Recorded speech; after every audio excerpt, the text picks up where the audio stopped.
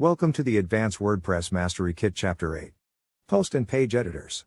In this video tutorial, we are going to take a look at WordPress post and page editors, step by step. So let's get started.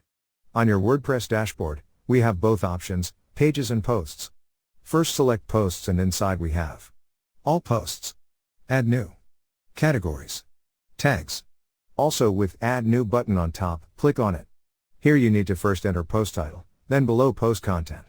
On right, we have Categories option, then Tags and Featured Image. Next for pages we have All Pages, Add New. Select Add New and here you first need to add new page title and below page content. From right, you can publish it or save as draft. Below we gave page attributes to set its order and then featured image. Go back to post and select Add New. Here you need to first enter post title, then below enter your high quality article. Then select category or check on categorized, insert tags and then featured image. Once done, publish your post from Publish button. From here, you can set date to publish. Enter date, year, time and click OK.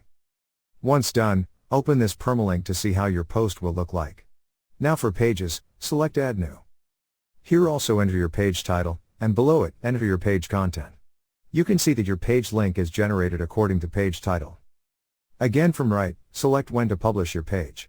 Enter date, year and time and click on Publish. Now click on this view page to see how your page will look like. Next, this is how your post will look like, with post title in link, and with category. So this is how your post and page editors work. Thank you for watching. Please proceed to Chapter 9. Classic WordPress Editor. Inside that video, we are going to take a look at Classic WordPress Editor, step by step. See you in the next tutorial.